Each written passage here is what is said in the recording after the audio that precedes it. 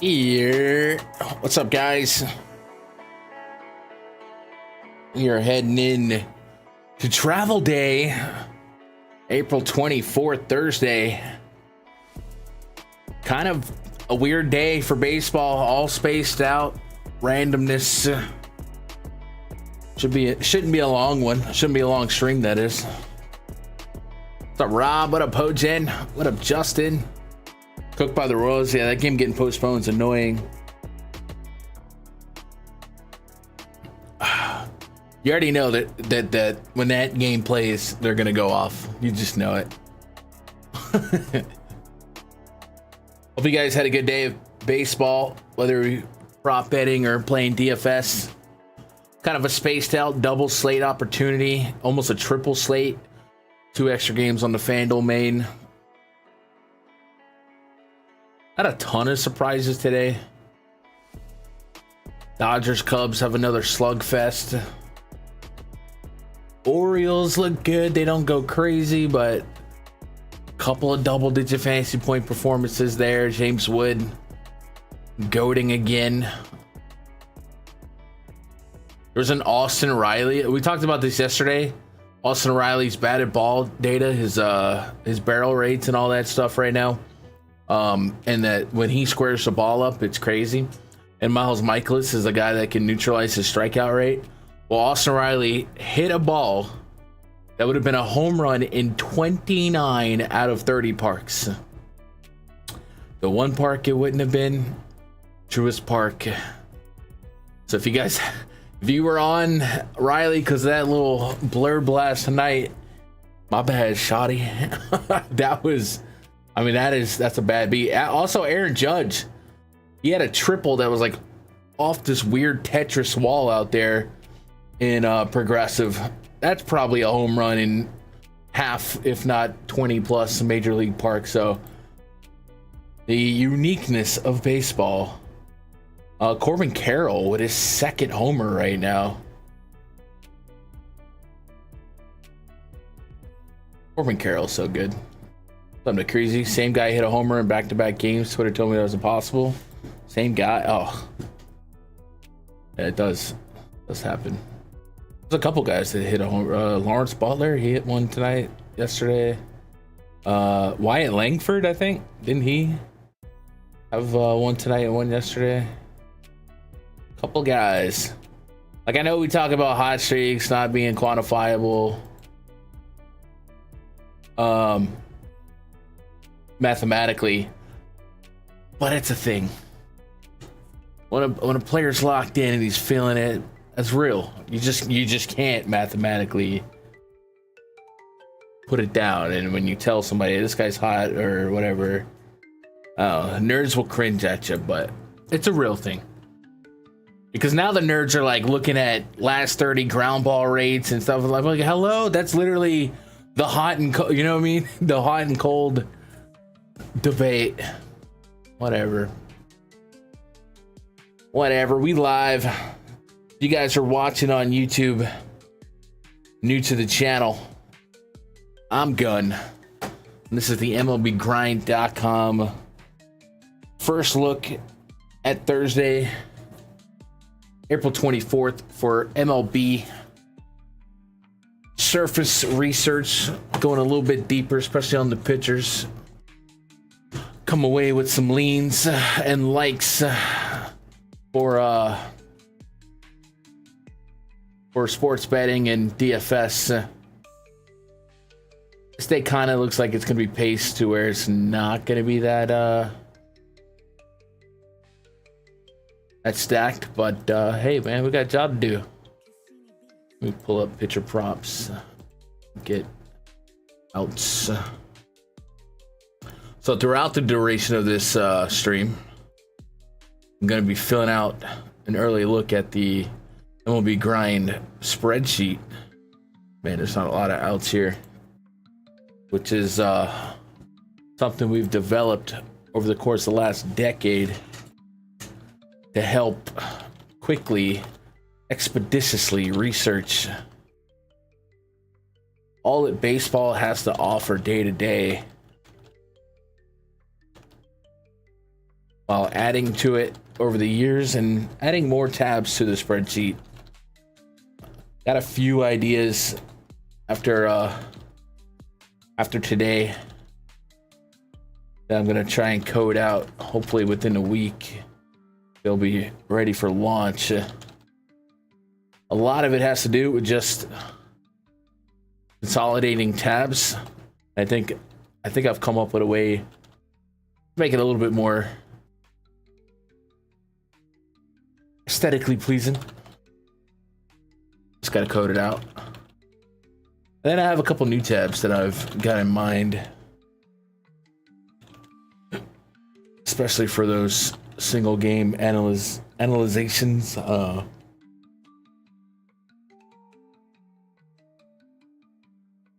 Just non-stop thinking what else we could add. Well, tomorrow on the sites, DraftKings, Fanduel, if you're here for DFS purposes, there's a 4-game early slate on DraftKings. It starts at 1 Eastern, 1:10 Eastern. And then you don't get nothing until a random 9:29 p.m. Eastern slate. So a wide gap as far as playable slates. Now there is an Orioles game, I think, in the middle of the day. But you know, if you're looking for a reset button, take a day off and or just grind it early and take the night off, whatever. Today could be a good candidate day for that, and get ready for the big Friday night slate, which often features the entire league. Some of those Ghost energy drinks, Korean barbecues, and kick in without me. I have not had energy drinks since maybe Friday, Thursday. Sometimes you gotta cycle on, cycle off. But I cycle off everything. I hit a water fast. And I have a wrestling event on Sunday. And that's when I need my body strength back. So I will probably bring back the energy drink on Sunday. But if you keep drinking, like I was getting 2-a-days, you know what I mean? 2-a-days on the energy drinks. It's kind of thing. Your body just kind of gets immune, and then you need more caffeine. So I cycle off of it when I feel myself getting to that level. So I've been clean. I feel like I'm talking about drugs. Yeah, I've been clean. I've been sober for 6-7 days now.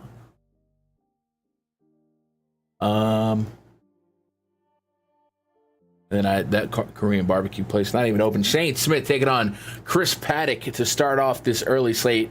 4.9 run total for the Twins, 3.3 on the White Sox. Chris Paddock, 18.8% K rate on the season. Gonna run into the old, what's worse, the pitcher or the White Sox? And so far this season, I've been leaning the pitcher against the White Sox, but on a 4-game slate, we're looking at Brian Wu, Garrett Crochet. We do got some good pitchers, Cole Ragans. Although I wonder how that's going to play out for that doubleheader. Right now we got Ragans as the starter in that first game, but that surely could change with Michael Lorenzen, unless they're not playing 2 games tomorrow and they're just skipping Lorenzen's start or pushing it back. I don't know. Anybody got a beat on that? So yeah, there's a couple usable pitchers tomorrow, so maybe Paddock isn't a necessary evil, but at the same time, he could be a necessary evil. Last game for Paddock. He rocked a 5.7% swinging strike rate against the Braves, 11% swinging strike rate against the Tigers, and then 7% against Houston. And then this very White Sox team, 10% swinging strike rate. How did that go results-wise for Mr. Paddock? Negative 12.5 fantasy points. Yikes. 9 earnings on 3 bombs. So not what you want. Not great. Look a little bit deeper into the batted ball data. He's actually had a solid xFIP in back-to-back starts, Detroit and Atlanta. So progressively better in XFIP and Sierra, and I guess he's. I don't really have no other positives here. Just ground ball rate has progressively gotten better, I guess. And I guess we'll go look at walks. Walk rate still kind of wonky. 10% against Detroit, 5% against Atlanta. The average allowed might be a little on the lucky side with that 167 BABIP in the last 2 games. So I'm not gonna split the atom here and try to figure out what's going on with Chris Paddock. Did Paddock had 6 strikeouts on a 5.7% swing and strike rate with a 45% first pitch strike. So he was getting, he was behind in over half of his at bats and just getting a lot of called strikes on the third pitch, I guess. So I don't know. I'm not at all confident in these Paddock metrics. Of course, we're never confident in the White Sox talent. So that's kind of a unstoppable force, a movable object of suck. But you feel like one side's got to win out, right? First and foremost, though, we'll get some Twins offense at the top against Shane Smith. Shane Smith so far, 16.7% K rate, a 4.39 expected ERA, a 14% walk rate to lefties. He is looking a little bit lucky, all things considered. So let's go dive into his. Let's go pop his hood real quick. You know what I'm saying? That's hold on Paddock. Yeah. No one's gonna want to stack the White Sox, right? Game logs.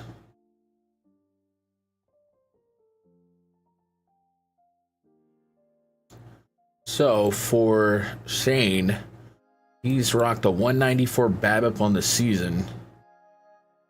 Last 2 games slightly above 200 against Boston aggregate, maybe like 230 aggregate. Look at the batted ball.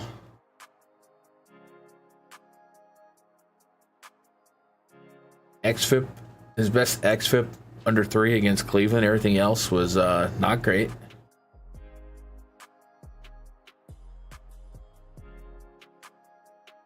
What's his barrel rate? 6%.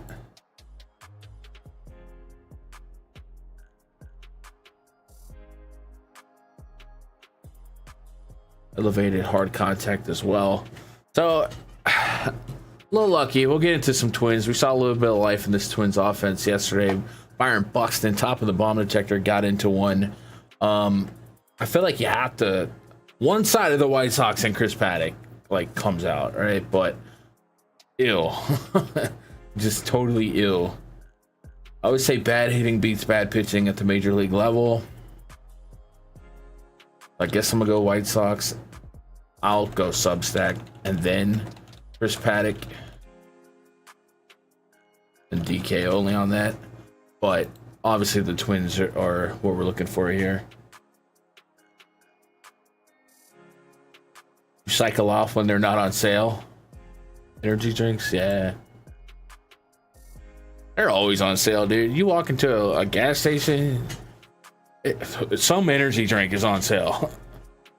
It's crazy how competitive that market is and how saturated that market is.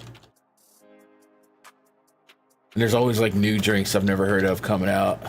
Like, dude, is that not the craziest industry to get into right now?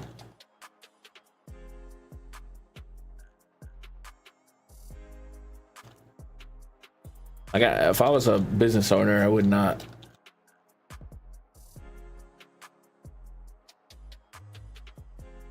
But it really comes down to, I will say energy drinks have gotten healthier since they first came. It used to just be, there's 1,000 grams of sugar and caffeine, go. Now you're getting a couple alternatives that are healthier. Obviously not good for you, but versus what was initially the option, better. Man, Willier Abreu kind of let me down yesterday. I had a card cooking. I think it was a 6-picker on PrizePicks, man. He just couldn't get through for me. What are you gonna do? My boy Cal Raleigh kept flying out. All right, so this is two of the better pitchers in a tough spot as far as the park goes. Fenway, 6% above league average last 3 years in offense. And of course, you guys know the deal with lefties. Heck, we saw J.P. Crawford hit a bomb yesterday out here. But we also saw two much lesser talented pitchers towing the slab for each team. So today, hopefully, goes or if you're interested in pitching, hopefully goes a little bit smoother. Both pitchers have strong cases here. Start with Garrett Crochet, as he's likely the best pitcher like individually on the slate. You can make a case for Ragans for sure against the Rockies. I feel like we just had that. No, I guess not. No, it was Bubich I'm thinking of against the Rockies. Yeah, I think pound for pound, Crochet is easily the best pitcher on the slate, and we've seen him go pretty deep, 96 to 107 pitches in his last 4 starts. He has had a back-to-back matchup against the worst team in baseball, and of course did well. But man, you look at that Toronto game, 5.2, threw some walks. Toronto does not strike out much, and then Baltimore 8 innings shoving it, and then Texas was kind of iffy. So I do think maybe we want to see him drop it on more talented teams, but this is a Mariners team that strikes out plenty, almost a 24% aggregate K rate in the projected lineup. And yeah, there's some talent, there's some power. Dylan Moore, Raleigh, Rosarena, Mitch Garver, as you saw yesterday. Those guys, they're pretty good against lefties, but this is not Sean Newcomb. So I think Garrett Crochet, just in the context of the entire slate, you want to target the best pitcher on the slate. At 10.3K on DraftKings, 10.7 on Fanduel. He's the guy. He's that guy, pal. On the opposite side, Brian Wu, also really, really good, but does have a lefty split that can come to haunt him. Struggles with keeping lefties in the park, and Fenway helps the lefty offense that much more. But he's pretty doggone good against righties. Extremely high ground ball rate against righties, 50+% aggregate the last 3 seasons, and tends to keep the ball in the park against righties. So it's going to be a tougher matchup, perceptually, obviously, but Jarren Duran, Rafi Devers, and Abreu, 3 guys he's got to get around. And then I guess Tristan Casas, he's homered in back-to-back games, I believe. We'll talk about that. There's a couple guys homer in back-to-back games lately. He shouldn't be ignored. So it is a tough matchup for both pitchers, but talent-wise, these two are top of the barrel. So we got to be there on them. Mariners have a 3.6 run total. The Red Sox at 4.6. And then we spin it here. Are we interested in any either of these offenses? You know, could one of these pitchers have collapse potential? Kind of hard to project that, but I do think on a 4-game slate with the most hitter-friendly park being Fenway, I guess Target Field might have that honor, but the second most hitter-friendly park with both these pitchers on it, I do think you have to consider these stacks. So let's go Mariners. Actually, let's go Red Sox, Mariners. A little scumdacker spot, but that's just stacking the ballpark on a 4-game slate, and hoping for chaos, right? We didn't throw a projection in for Shane Smith, so let me get that in there. Shane Smith, I'm gonna give him a 18% K rate, gifted him a couple percent because he does have a double-digit swing and strike rate. Chris Paddock, I'm gonna give him 18% as well. Let's check these walks. Let's go 8 and 11. We don't have a lot of outs projected yet, so I'm gonna do a lot of spitballing. Brian Wu, let's give him a 21 K rate, 28 for Crochet, and then walk rate, pretty good. Let's go 6 and 7. Let's go 15-15. Brian Wu, I'll go 16.5, and Garrett Crochet, I'll go 17.5 off the rip. What up, Lone Wolf?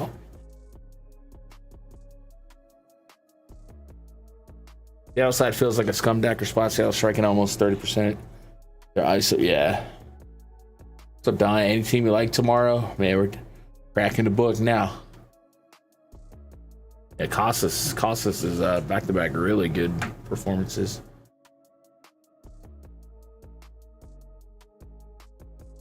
Yeah, I think the offensive side is mainly because I mean they're upside offenses in an upside ballpark, and this slate is going to corner people to have to play both pitchers, which is going to naturally suppress the ownership of both offenses, right? So I think you just kind of have to play that bit of game theory. Let's get the next game. All right, so this one I'm gonna say subject to change. The Rockies and the Royals got postponed yesterday. I don't know if anybody's seen a tweet about how they're gonna do that. Are they doing a doubleheader tomorrow? And is, you know what I mean? Like, what are we doing with the pitchers? Because this is it's a spot where we could see Lorenzen instead of Cole Reagans here.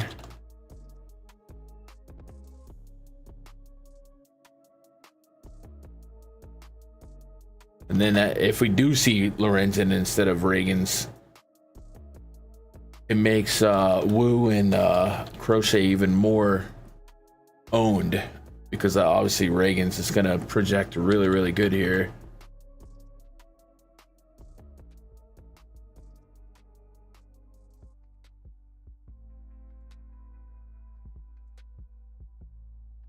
Salvador. We saw Michael Garcia in the leadoff spot yesterday, right? I like that move. Speed Demon.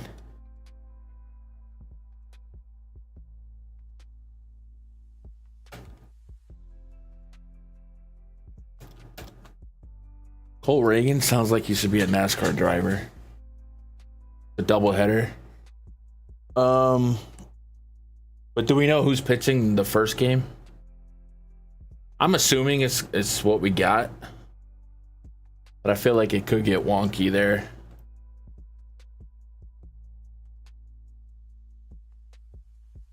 Let me Twitter search a couple things.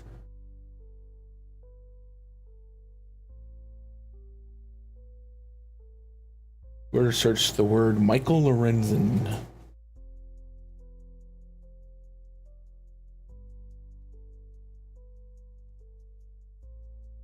So, according to this tweet by Jalen Thompson, the plan is Reagans for game 1, Michael Lorenzen for game 2. And that's all we need to know. He is a beat reporter. All right. So, we don't have to really go too deep here.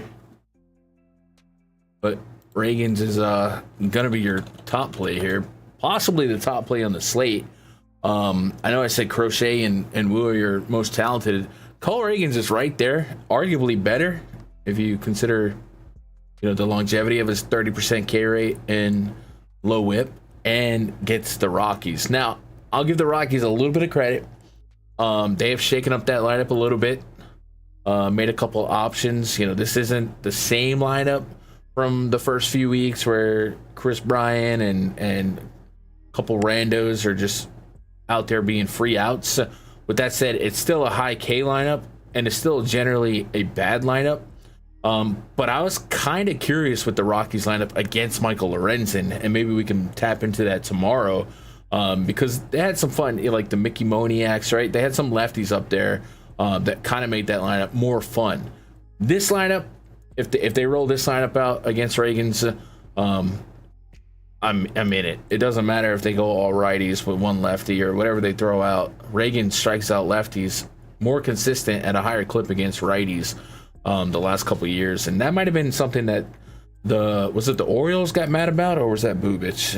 Not mad about, but they questioned. Yeah, it was Bubich. They're talking about his reverse splits, but man, Reagans is just, he's the guy. Reagans is likely the top play on the slate.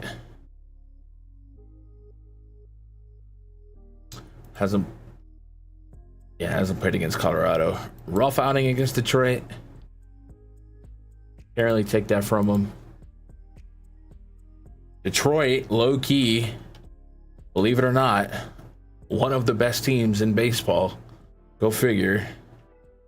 Let's look at that game log. See if we get a lean. He had a 236 xFIP against Detroit. So essentially he got really unlucky, yeah. 556 BABIP, good lord. Did walk some, couple bumps, so we gotta look past it and we gotta trust the numbers. Cole Ring is number 1. Royals offense number 2 in this split. You might get a wonky lineup for one of those games or both those games where you don't get exactly who you're expecting. But the Rockies with a 5.4, or excuse me, the Royals with a 5.4 run total off the rip. That's what you want. German Marquez on the bump for the Rockies. Not really that good in this day and age. 14% K rate so far, 184 on the whip. He has had the unfortunate task of a tough schedule, but you're in the NL West, buddy. Suck it up. Phillies, Athletics, San Diego, and the Dodgers. Knowing what we know, other than like the Cubs and the Yankees, it's hard to get a tougher first 4 games than this one. So I for his sake, I hope things mellow out. But it's not like the Royals are going to be a cakewalk. Does get Kaufman, the benefit of that, but this is a lineup that does not strike out, so I can't see him really improve upon that 14% K rate. And yeah, we just got to go after the Royals here. So let's go pitcher projections here for Marquez. I'm gonna give him 15% K rate. Cole Reagans, I'm gonna give him that 30%, and he arguably could be higher there. For walk rates for Reagans, I'm gonna go 6.5, and for Marquez, we're gonna go 10 and 6.5. For Reagans, I'm gonna give him that smooth 18 innings. Then I'll give Marquez 15. See if they got anything for that game. We do not. We do got Crochet at 18.5 though. Doyle one off.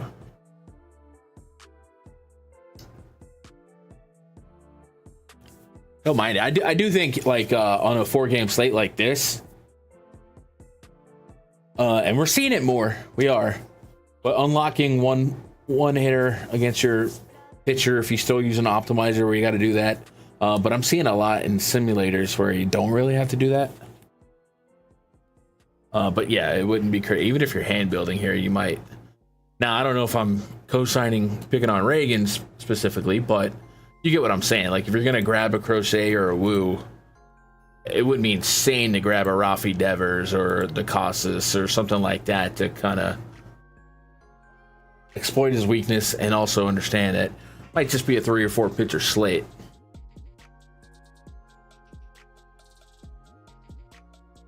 Yeah, Rockies are rough to get behind. I didn't hate that lineup against Lorenzen yesterday. I'll put that out there. But it's really just because it was different and Lorenzen is a contact pitcher. I really wouldn't have been that excited to try that lineup against a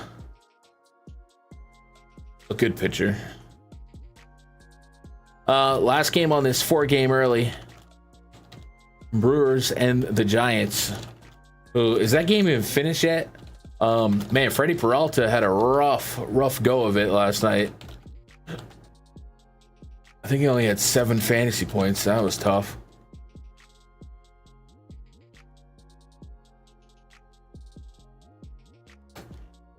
Durbin. Tobias Myers for the Brewers.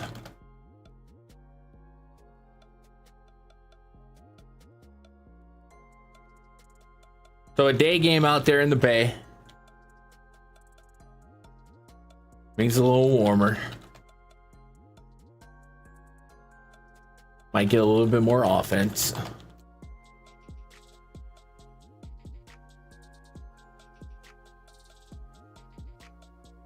Get Landon Roop on the bump for the Giants. He's been kind of okay as far as strikeouts go, for sure. Brewers are a team I don't like to pick on. but they have just a 3.6 implied run total. Giants, by the way, 4.1. I do think that strikeout rate, that dog could hunt in a positive ballpark.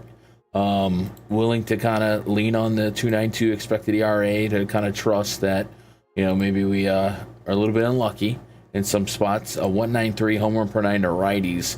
Seems like it's not going to hold up based on the metrics we had last year. If you should find a little bit of regression to the 47% ground ball rate. And only a 5% barrel rate. So yeah, I don't really see a 2 home run per nine being something we expect to sustain. You're missing barrels 95% of the time. So I'm okay with some Roop here. Tobias Myers, last year 138 innings of sample size. Let's see if he's pitched in the minors so far this season. Here, what up, RC? You like Doyle yesterday for a homer? Yeah. I don't mind those little one-off home. Dude, I wish I could hit random home runs. Instead, I gotta freaking parlay them and take redonkulous odds decreasing. 13.1 innings so far in the minors, a 200 average allowed, 8 Ks, 4 walks, 1 homer. It looks like he's been perfectly average and has been a fly ball pitcher. Did get a strikeout per inning in his most recent start. But prior to that, just 1 strikeout in 5 innings with 6 hits. So kind of know what you're going to get with him. And obviously you can't one-to-one minor league performances to the majors. So I think we're going to go Giants offense 1, Landon Root, and then Brewers. Probably not going to get to Tobias Myers here. Even at like his stats, if he just is purely the pitcher he was last year, it's like super average. He can get got. You might see him survive 5 innings, and does he get you to 14, 16 fantasy points? It's not impossible. It's a Giants lineup that does strike out 23% aggregate in this lineup since the beginning of last year against righties. So I feel like I'm not on it right now. But he also did have a pretty, not extreme, but he struck out righties at a higher clip. One of the righties of the, we got Wilmer Flores, just a 15% K rate. I don't know. No warm and fuzzies there. I'm gonna go Giants, Roop, and Brewers. I'll say I understand if you want to play Myers, but I don't need it. Is Dolander the pitcher for the first game for the Rockies instead of Marquez? Did I miss that? They mixed it up. Yeah, Dolander's way better than German Marquez.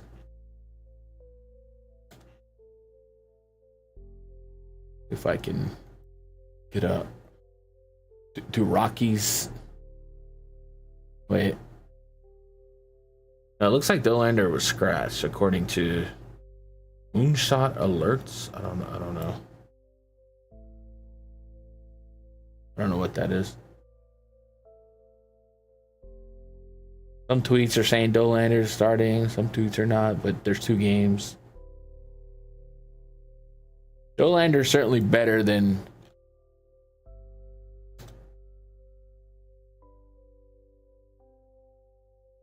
Marquez, but what does that mean, you know?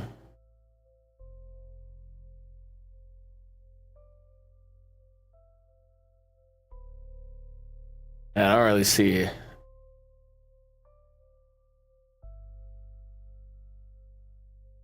Honestly, I don't know. I guess just know that there's a chance that Dolander could start the first game, but most of the sources right now are saying Marquez. We'll probably go with that instead. Well, actually, let me search Marquez instead of Dolander.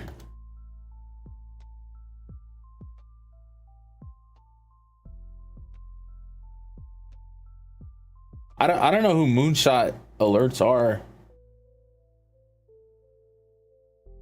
I would imagine they didn't just make that up.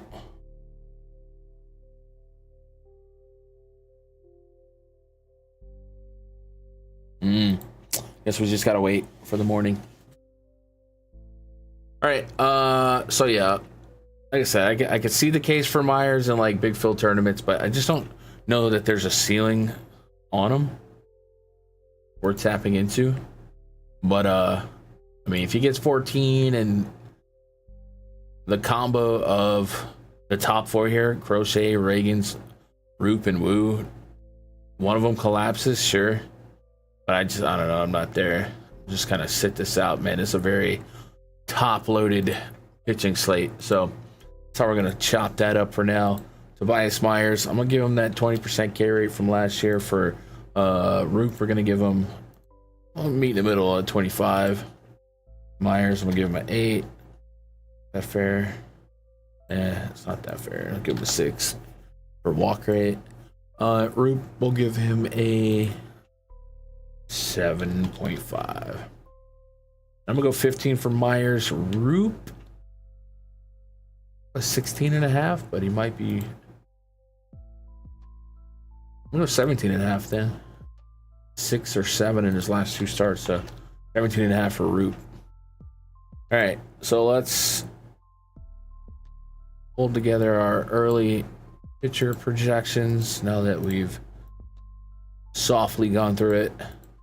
No shock, Cole Reagans is far and above the top play. Crochet, Roop, Paddock is sneaking in there. Paddock actually came in above. Wait, let me make sure I don't have any. I do have some quality start points randomly there. Reagan, so I'm gonna give him 3 towards a QS, to be honest. Who else? Garrett Crochet, we might give him 1.5 towards a QS. I'll give him 2. All right, now let's go back to that chart. Jesus, that man Reagan's like unbelievably higher. All right, and now let's go early stack rating.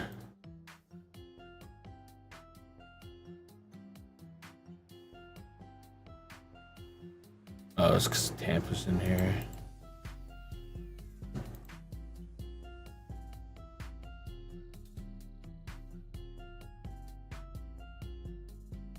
Puts Boston at the top. KC, Minnesota, San Fran, Seattle, Milwaukee, Colorado, and the White Sox. I would say that's about where I would lean there. Although Minnesota probably has a case to be above, a little higher, depending on your thoughts on Woo. Boston could be 3. It could be interchangeable. But I get it.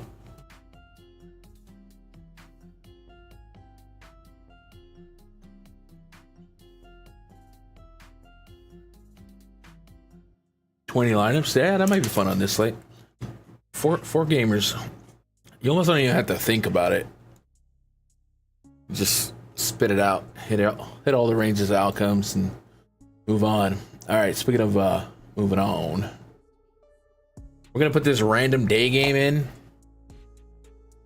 It's an island game. If the Orioles go off on a slate, on a game that's just non-existent,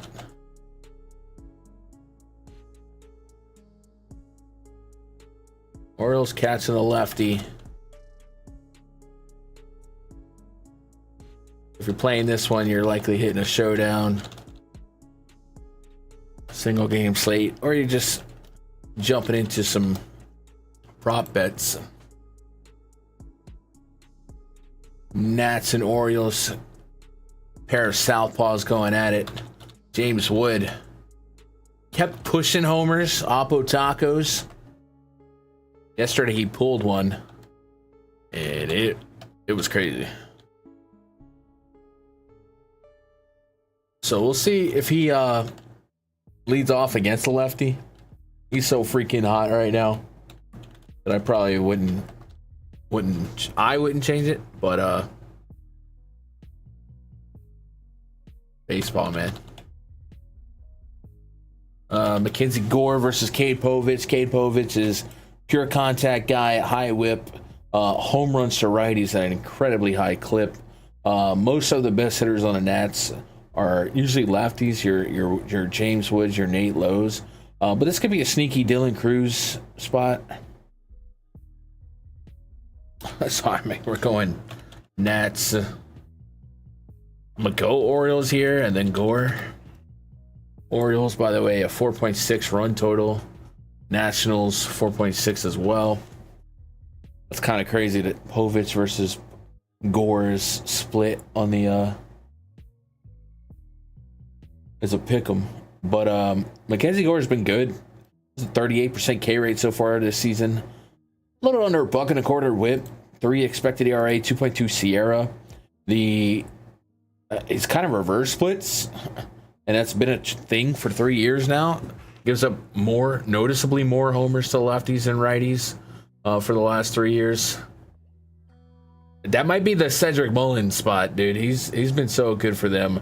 But we'll see how they play that with their lineup, because we know that the Orioles have a lineup against righties that usually involves, against lefties that often involves Adley, Tyler O'Neill, Mountcastle, Jordan Westbrook sometimes in the top.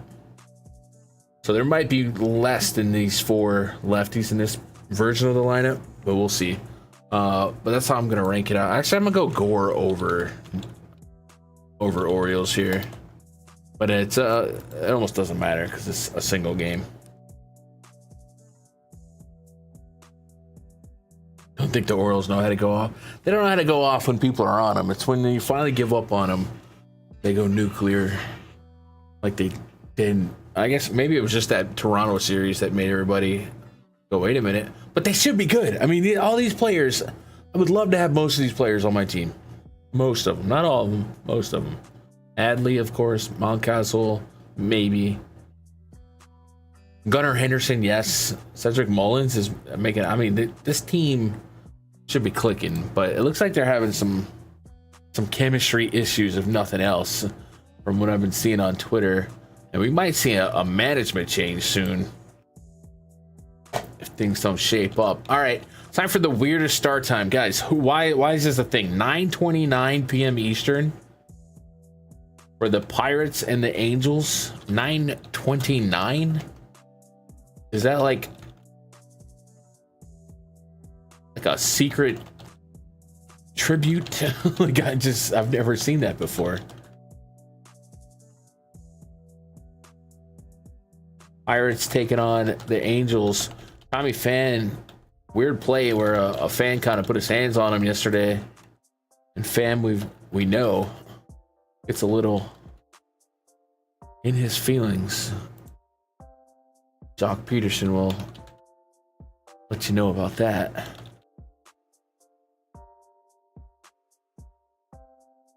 And the Angels allowed a gem of a game to Andrew Heaney, even shaking up their lineup a little bit, putting Soler in the leadoff spot, get an extra swing at a fly ball pitcher.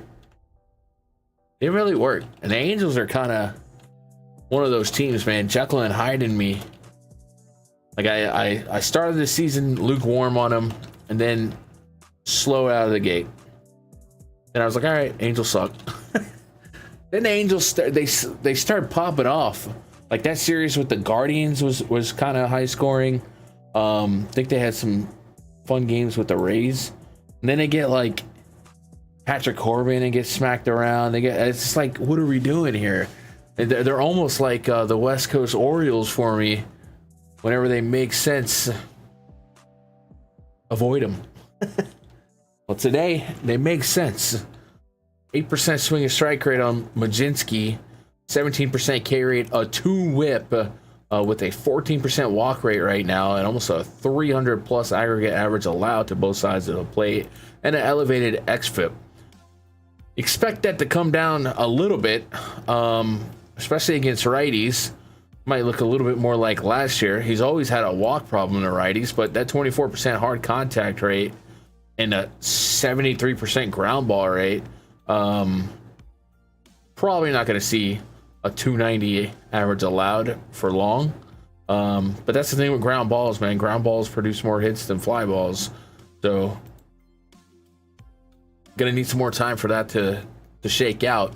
With that said, Angels have a 5 implied run total, which in the scheme of this night slate is gonna be tied with the Rangers. So you gotta look their way. And obviously don't seem like we're gonna be eager to pitch Majinski. So let's go Angels here. Tyler the Anderson's got tickets to the game. How they get tickets? Pitching with a 24% K rate this season, about a 1 on the whip. Expected ERA 3.28, not too shabby. This Pirates team kind of half and half. I think I'm gonna like the Pirates more than Tyler Anderson, but on this 3-game slate, it may not feel good. So gotta at least consider them. But the top of the top is nice. DeGrom, tough park, hot offense, Corbin Burns. They look like they were committed to leave the roof open, and Drew Rasmussen. These are 3 really good pitchers, but kind of in volatile matchups. And the Pirates, I'll give them a little bit of credit. They are a little bit volatile themselves. But I do think you kind of have to keep Tyler Anderson in consideration for that slate if you got to stretch down and grab a 4th nominee. Because those other guys could get not top of the line results. Let's move on to, actually, let's punch in projections for Majinski, Povich. We don't have to do that game. Majinski and Anderson. Ew. I'm gonna go 18% on Majinski, 20% on Anderson. See, and we'll go 22% on Anderson. And then walk rate for Majinski, pretty crazy. Gonna go 11. And then Anderson, he's been walking too. Gonna have to go 11 for him as well. Go 15 and 16.5. So I'm gonna go 14.5 on Majinski. Unless there's something I'm missing. 14.5 sounds like the better line there. Is Tyler going deep? 6, 5.2, 5. All right, so 16.5 feels like a good line. We'll keep it. Go Rays.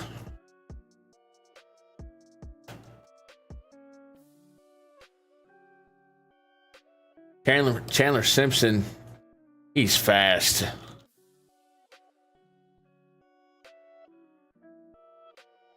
Baseball don't work out for him. Jimmy Johns could use a guy like him. He's freaky fast.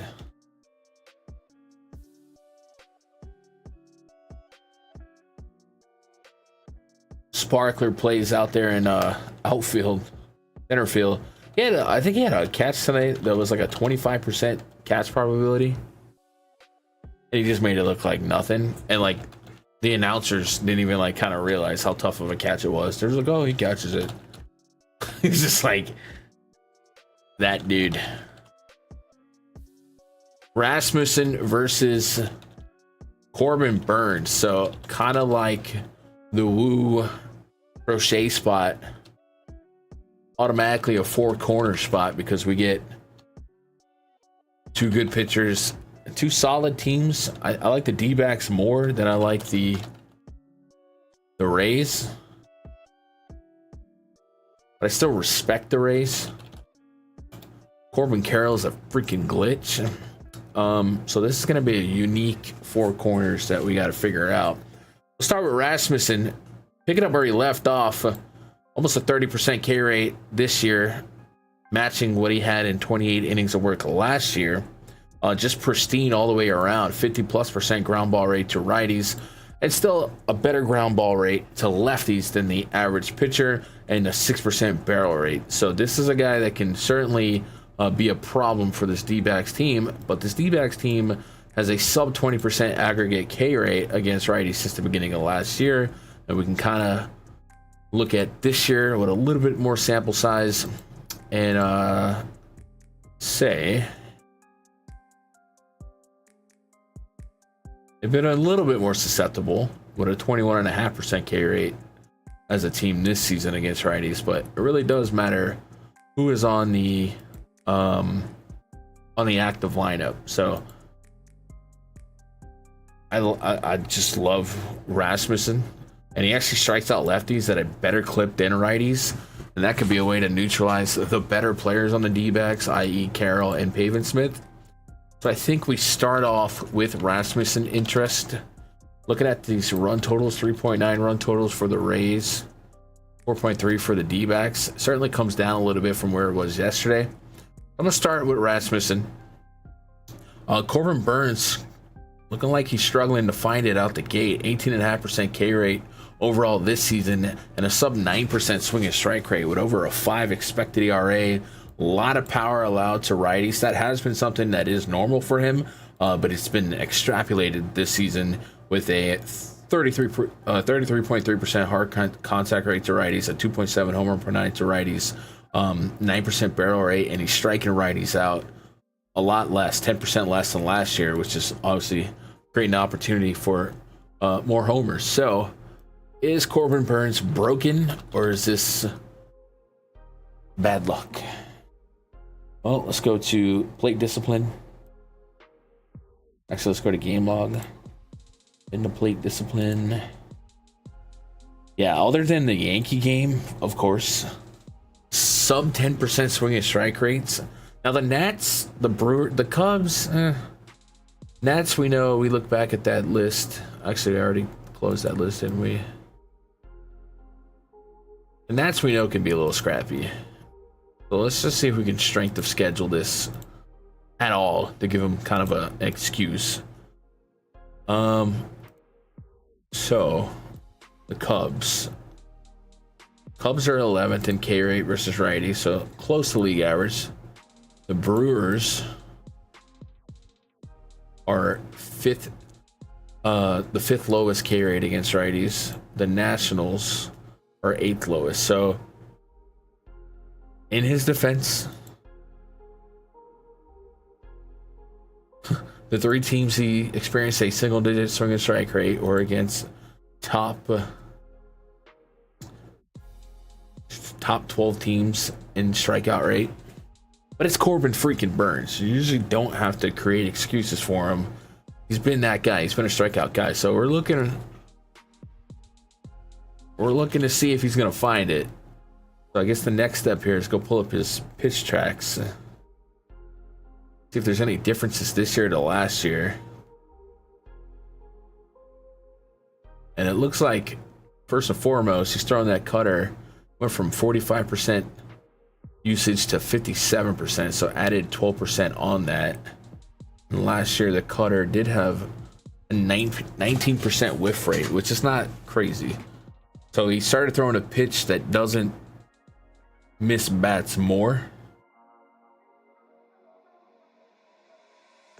And naturally, all of his secondary pitches are being used less because of that, but not like astronomically less. The whiff rate on his curveballs at 31%. Last year was at 38%. Spin rate is actually better this year than it was last year. This might be a little bad luck. All right, we're not dealing with a ton of sample size, and we don't necessarily know the context of who the pitches were against. And his slider last year, a 46% whiff rate. This year, just 11%. Like I said, it really comes down to, will his slider get back? And he's only throwing it against righties. And last year, he rarely threw it against lefties either. So slider, 88.5 miles an hour. Last year was 87.5. So he's actually made it faster. What kind of movement are we looking at? Is this just bad luck on the slider? We hanging it? Yeah, it's not moving as much.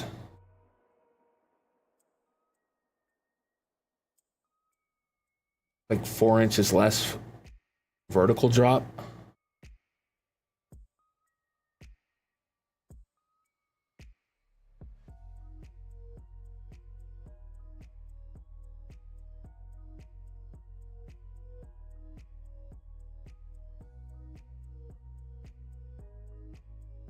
That seems to be the biggest difference right now in Corbin Burns is the movement on the slider. But it almost makes sense that if you're throwing it faster, it's not going to register as much break, but it's not that much faster. Spin rate 2877. Yeah, spin rate's down a little bit, so a little bit, not a ton, about 100 RPMs. So what we're watching for Burns, I guess going forward, is slider getting better. Rays against the slider. If we look at the MLB grind pitch report, not great. A couple of guys with juice numbers. Against the cutter, his number one, Aranda, Mangum. They do hit the curveball pretty well in this sample, which is since the beginning of last year. Brandon Lau, Junior Caminero, Jonathan Aranda, and Mangum. Now, Caminero, Aranda, and Mangum might be juice from this year, but it's still pretty plus. All right. The other thing I want to look at is confirmation on the roof still, and I know we've looked at it the last 2 days, and they projected it open. Looks like it's going to be open again. So, open roof in Chase Field. Benefit to the hitters. Offense.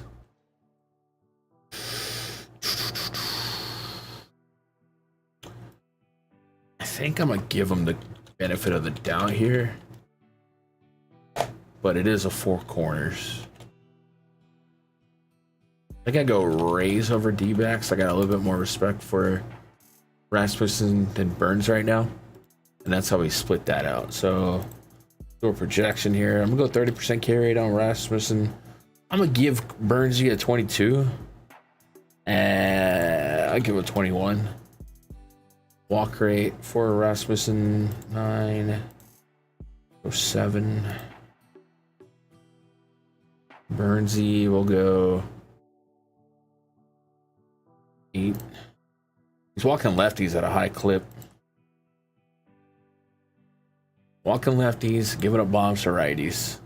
Brandon Lau, Junior Caminero. We just talked about Caminero's curveball grade. Could be a problem. And what do we do about outs?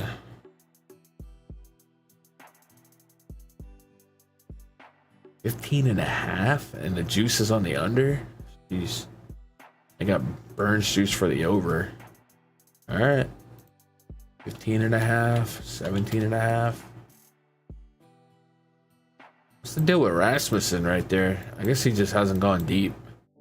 70 to 84 pitches in every start. But yeah, I guess he's a little bit bubble wrapped.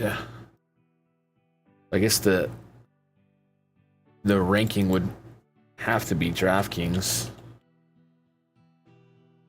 I don't think he's off limits on Fanduel, but it looks like there's not a great chance he's gonna go 6 and give you that quality start opportunity, which may not matter on this slate, honestly.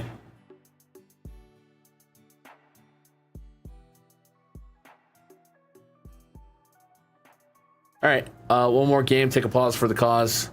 You guys want access to the spreadsheet? Getting into the weekend, Friday, Saturday, Sunday. Go to MLBgrind.com, click premium memberships, try a week pass, month pass, whatever. I saw somebody leave a comment yesterday asking if I would consider a Discord pass just to have a spot to sweat. It's not a crazy idea. I think what might be the best solution for that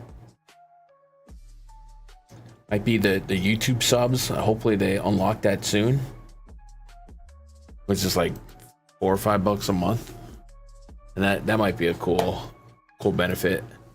So I definitely saw that comment. I meant to reply to it, but I didn't. But I don't hate that idea. I think that could be fun. For Rangers and Athletics in the spreadsheet.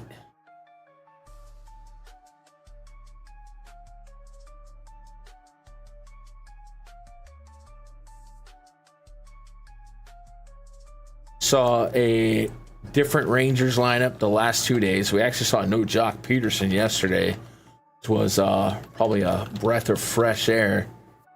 Likely see him back. Maybe the old school day off does something for him. As instead of JP Sears for the Athletics, today they see JT Ginn. So you get that platoon for Jock, and maybe, just maybe, he gets a hit. Do you think when Jock gets a hit, hopefully, eventually, do you think Jock will ask for the baseball?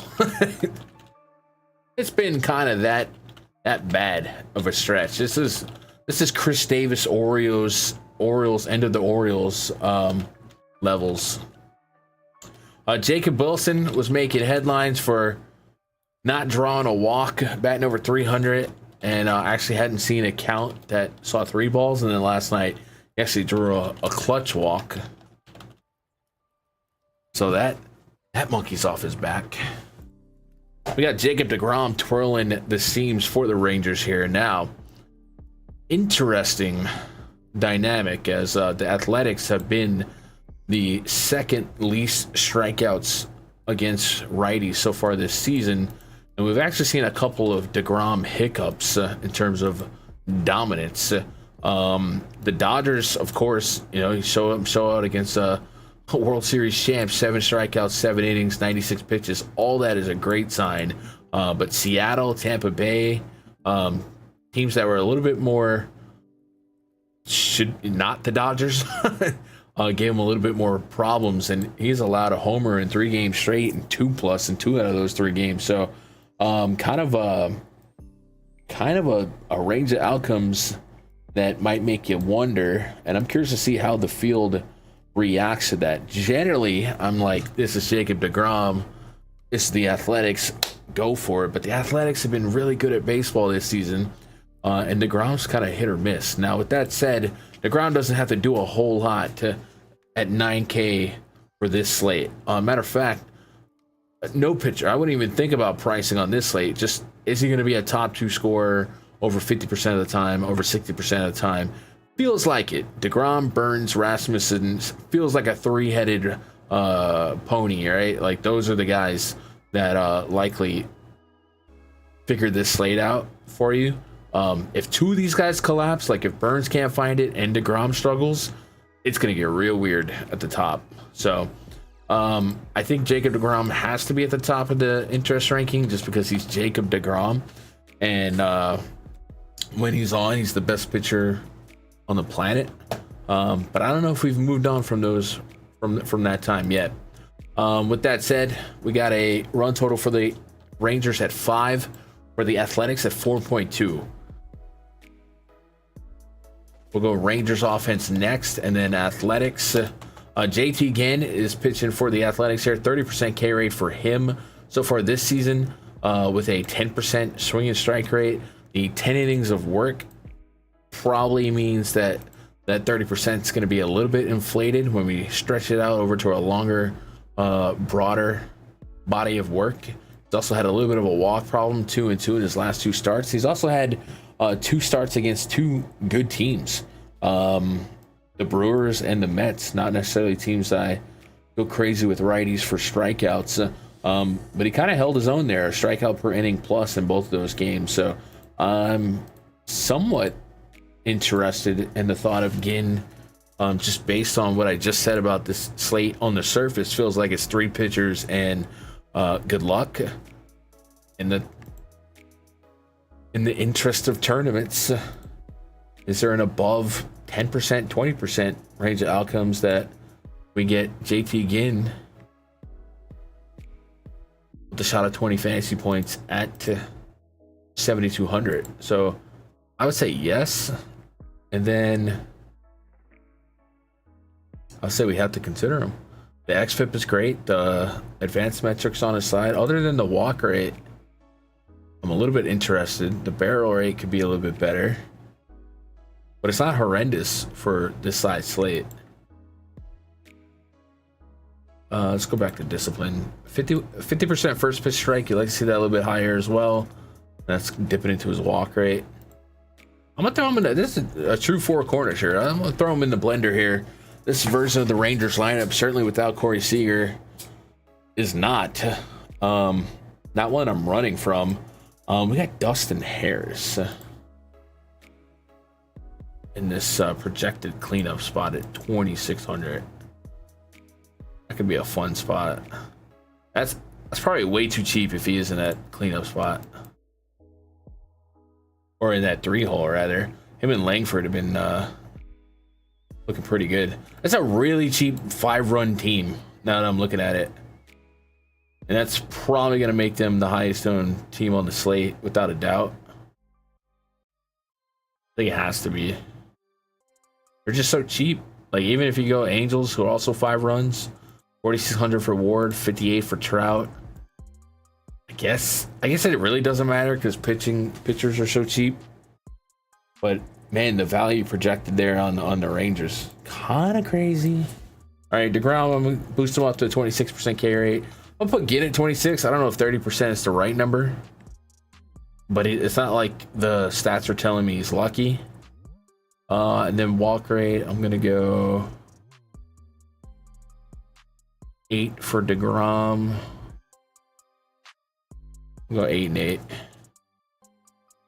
DeGrom, I'll start him off at 16.5, and Ginn 15. Is that fair?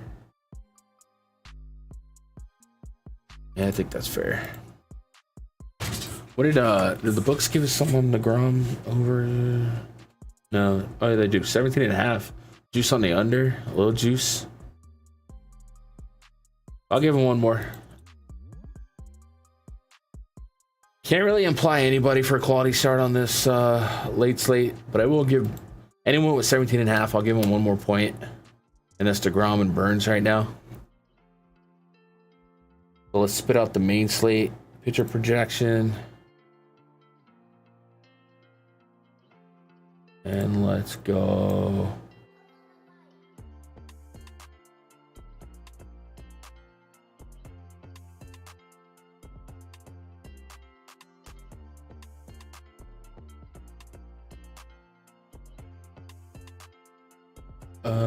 Is that it? 1, 2, 3, 4, 5, 6.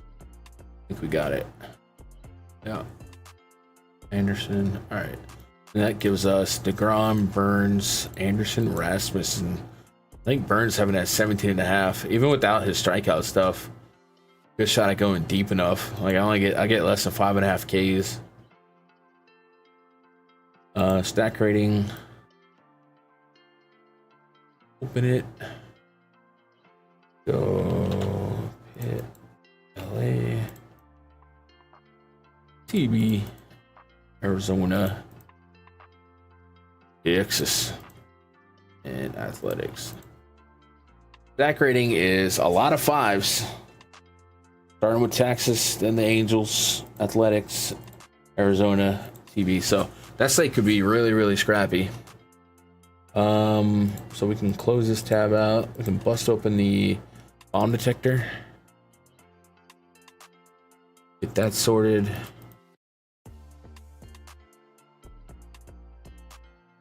Joey Bart, there's a name. Dustin Harris to Soderstrom. Interesting names at the top of the bomb detector today. Any other sheets that need to be open? I guess our projection sheets, we can open them up.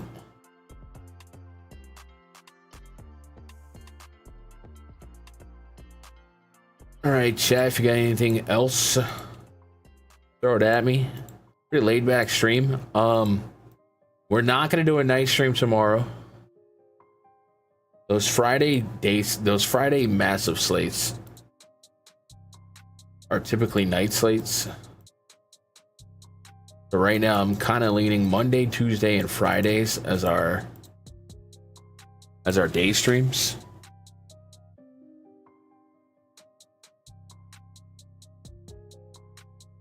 Let me double check that there's not any wonkiness on Friday afternoon.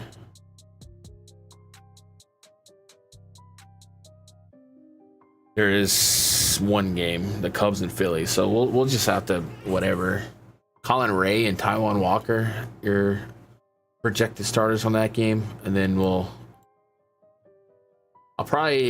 we've been going live at 1 Central, which is 2 Eastern. We probably won't even discuss that game.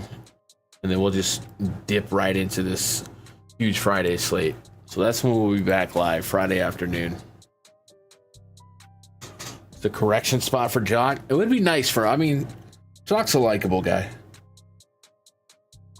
Give Jock the game ball, dude. Dude, they should have a top step, standing ovation, curtain call. Grandal still in there. Pitches from the Dodgers game? Yeah, we could do that.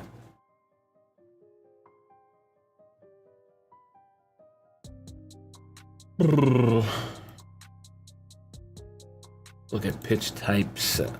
Fastball, slider, changeup. It looks like he stopped throwing cutter in that game. Not like he was throwing a ton of cutters anyway. Well, let's go see if there was a reason for that.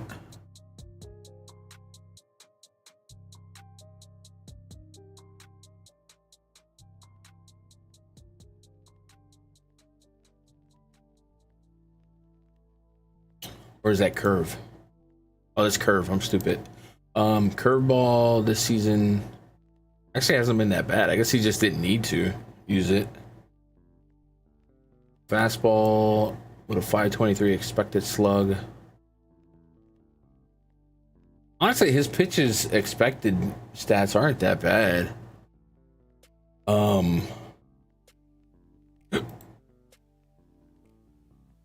The Seattle game had a high xFIP.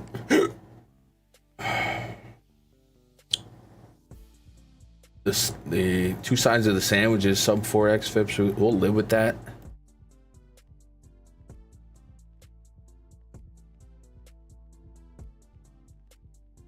Missed more barrels the last game.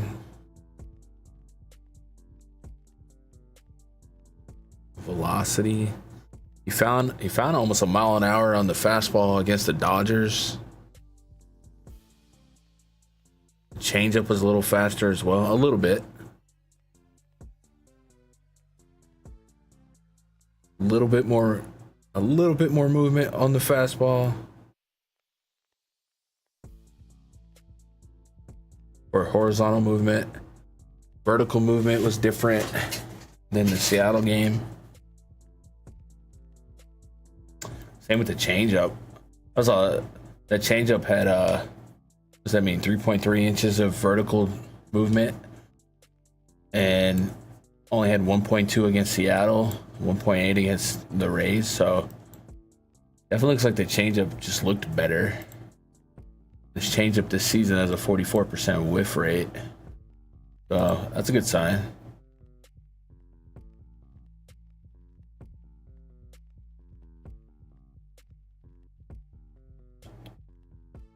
That's what we're working with. Dude, if Kurtz is a homer of DeGrom, man, that's... Get your first homer off of a Hall of Famer. Actually, DeGrom's a Hall of Famer. I don't know, man. He's been so injured. You feel like he's obviously one of the best pitchers of all time, but the Baseball Hall of Fame's tricky. But like Jason Dominguez, his first homer, his first hit was off of Justin Verlander. It's like, no one can take that from you. That's what I'm saying, Jake. I don't know. Hall of Fame is, we think of talent. Like Steven Strasburg. So good, but he's not going to sniff the Hall of Fame. He just couldn't stay healthy. Yeah, you remember that Mets rotation of DeGrom, Noah Syndergaard, Matt, the Dark Knight, Matt Harvey. Thought that was 98 freaking Braves, dude.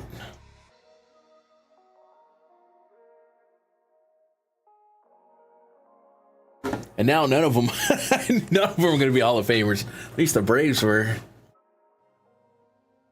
Anyway, let's start a look at tomorrow's slate. Little reset slate, and then Friday we're going to go crazy. Appreciate everybody hanging out.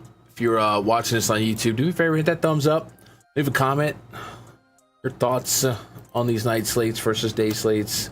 We've been pretty even, trying to serve both sides when we can, but I think Friday is got to be a day slate or a day stream. Twitter.com/Gundecker. Otherwise, MLB Grind. Get in that Discord. Appreciate you guys. Tell somebody you love them. I love you. Good luck. God bless. Go win some money.